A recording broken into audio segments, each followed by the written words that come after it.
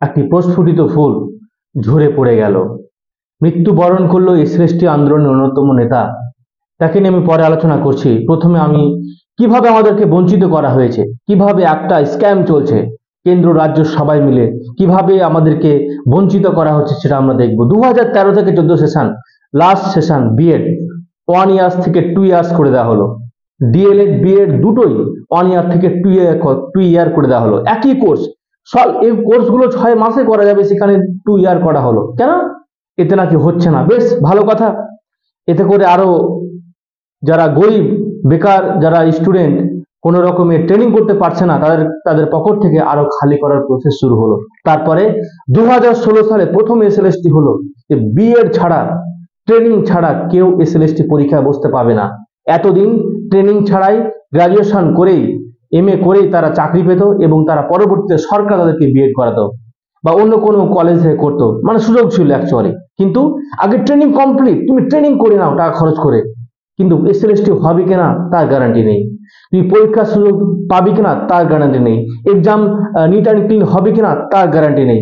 একটা গ্যারান্টি, তোমাকে ট্রেনিং করতে হবে লক্ষ লক্ষ টাকা খরচ করে। বেশ, তারপরে কি হলো? 2016 সালে এসএলএসটি হওয়ার পর 2019 সালে এর নিয়োগ প্রক্রিয়া শুরু হলো। একেবারে দুর্নীতির শেকড় আমরা দেখেছি কত হয়েছে। 2022 সালে 5 মে মন্ত্রিসভায় পাস হয়ে গেল যে অতিরিক্ত ভ্যাকান্সি অ্যাড করা হবে। চোর, যোগ্য অযোগ্য, এই কাহিনীগুলো আমরা সবাই জানি। তারপরে 2022 সালের পর এতটা বছর কেটে গেল, প্রায় 8 থেকে 9টা বছর কোন এসএলএসটি নেই। 2022 সালে এসএলএসটি আন্দোলনে যাত্রাপথ শুরু করে ইমরান হোসেনের হাত ধরে। এরকম অনেক ইমরান হোসেন অলরেডি তারা পৃথিবী থেকে বিদায় নিয়ে নিয়েছে।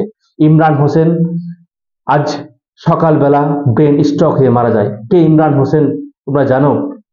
এসএলএসটি আন্দোলনের প্রধান নেতা, যার হাত ধরে অনেকে আন্দোলনে উপস্থিত হয়েছে, আবার অনেকে বাড়িতে বসে অনলাইনে আন্দোলন করেছে। হ্যাঁ, আমি তাকে ব্যঙ্গ সুরেই বলছি। এভাবে করলে কি আর হবে?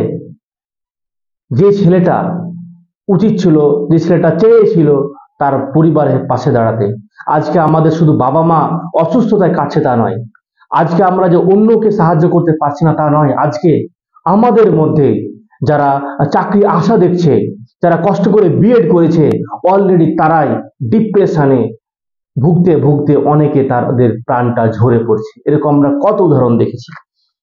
তাহলে এই ইমরান হোসেনের মতো না জানি কত প্রাণ ঝরে পড়ে যাবে।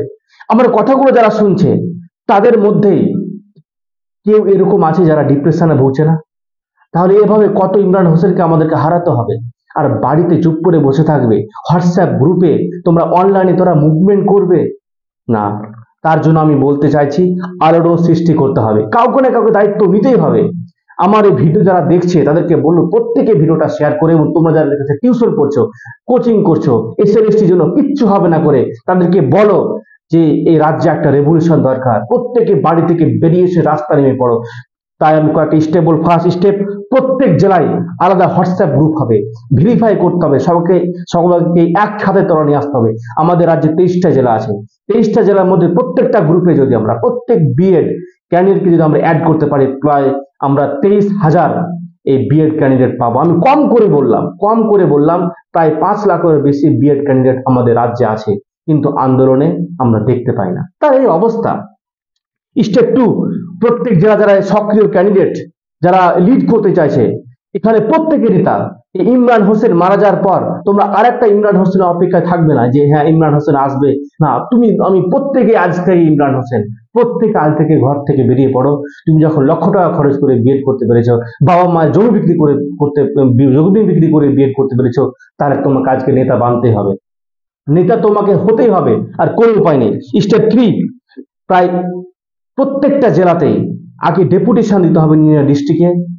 স্টেপ 4, কলকাতা রাজপথে আমাদের চ্যালেঞ্জ, প্রায় 50,000, মিনিমাম 50,000 আমরা বিএড ক্যান্ডিডেটকে নিয়ে আমরা রাজপথে, কলকাতা রাজপথে ঝাঁপিয়ে পড়বো। কথাটা শুনে যারা হাসবে, যারা ব্যঙ্গ করবে, তাদেরকে বলবো আগে তুমি তো আন্দোলনে চলো, তুমি তো বলো আমরা আছি। তারা যারা যাবে না তাদেরকে দেখে নেব।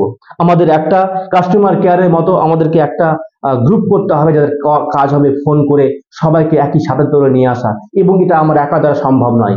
আমি চাইছি আমি একটা ছোট ইউটিউব চ্যানেল চুনোপুটি বললেই চলে, তোমরা আমাকে সাপোর্ট করো, আমাকে বৃহৎ করার জন্য সহায়তা করো। তোমরা যারা আমার বন্ধু তারা জানে যে আমি 2016 সাল থেকে এই আন্দোলনে জড়িত। আমি হার মানিনি, জানি না এর শেষ কবে দেখা যাবে, আমি চেষ্টা করছি। তাই তোমরা এসো, তোমরা সাপোর্ট করো এই ইউটিউব চ্যানেল, প্রত্যেকটা বিএড এসএলএসটি ক্যান্ডিডেটকে শেয়ার করে দাও। আমি দ্রুত প্রত্যেকটা district wise WhatsApp verified group আমি তৈরি করে দেব, এবং প্রত্যেক অ্যাক্টিভ যারা রয়েছে সবাইকে নিয়ে আলোচনা করে এই দ্রুত লোকসভা ভোটের পরে আমরা নতুন এসএলএসটি ভ্যাকান্সি জন্য আমরা ঝাঁপিয়ে পড়ব। যদি মনে হয় অন্যকে আন্দোলন করবে তো ঠিক আছে, তুমি এভাবেই যারা চুরি করে চাকরি করবে, তুমি এভাবেই বলতে থাকো, ইস খুব খারাপ রাজ্যে আমাদের জন্ম হয়ে গেছে। এই কথাটা কি নেতাজি সুভাষচন্দ্র বসু বলেছেন? এই কথাটা কি বিনয় বাদল তাদের নিজের রাজ্যের কথা বলেছেন? এই কথাটা কি রাজা রামমোহন রায় বলেছেন? ক্ষুদিরাম বসু বলেছেন? যদি তারা নিজের রাজ্যের কথা বলতো, তাহলে দোষ দিত, তারা ভাগ্যের দোষ দিত, তাহলে তারা এত বড় একটা রেভলিউশন বিপ্লব তারা আমাদের স্বাধীনতা সংগ্রামের জন্য আনতে পারতো না। তাহলে আমরা অজুহাত কাকে দিচ্ছি? শাসক যখন তোমার কথা শুনছে না, শাসকের বিরুদ্ধে বিপ্লব আনাটা অবধার্য, একদম হালাল, তোমাকে আসতে হবে, আর কোনো উপায় নেই।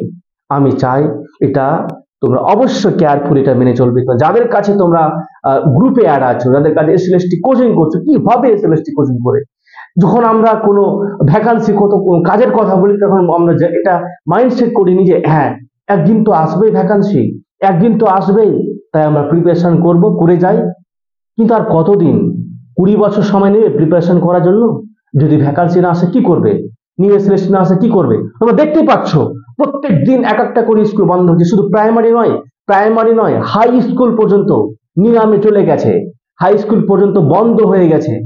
ডিএ অফিসের পারমিশন নিয়ে তোমরা দেখতে পাচ্ছ এই হাই স্কুলটা বন্ধ হয়েছে, ফেসবুকে ঘোরাফেরা করছে।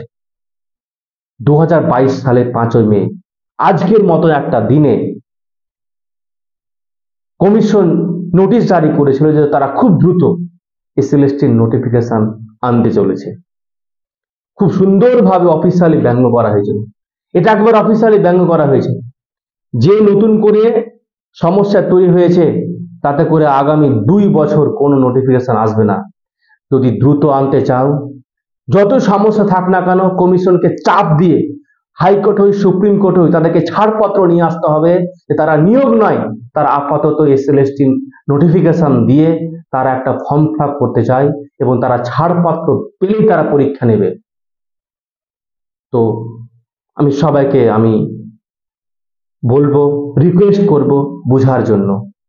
Thanks for watching this video. তার আগে একটা কথা বলি, এভাবে ইমরান হোসেনের মতো আর যেন কোনো প্রাণ ঝরে যেতে না হয়। যদি প্রাণ ঝরাতে হয়, কমিশনের সামনে ঝরাবো। এই বেকারত্বের যন্ত্রণা নিয়ে বাড়িতে বসে থাকা আর শোভা পাচ্ছে না, বাড়ি থেকে বেরিয়ে পড়ো। বিকল্প অপশন খুঁজতে গিয়ে তোমরা 5,000 টাকা, 2,000-এর বিনিময়ে, 3,000-এর বিনিময়ে বিভিন্ন বেসরকারি প্রতিষ্ঠানে, কোনো প্রাইভেট কোম্পানিতে কাজ করছো। নিজ দাবি আদায়ের জন্য কতবার তোমাদের বলা হবে, কিন্তু আমাদেরকে এক করবে কে? সবাই তো নিজের কোচিং নিয়ে ব্যস্ত, মুনাফা নিয়ে ব্যস্ত। এক কে করবে?